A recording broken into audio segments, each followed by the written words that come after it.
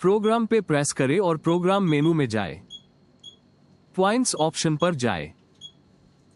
Module विकल्प चुनें।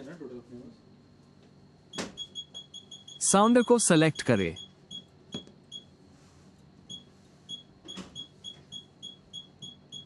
साउंडर type GSM-D select करें।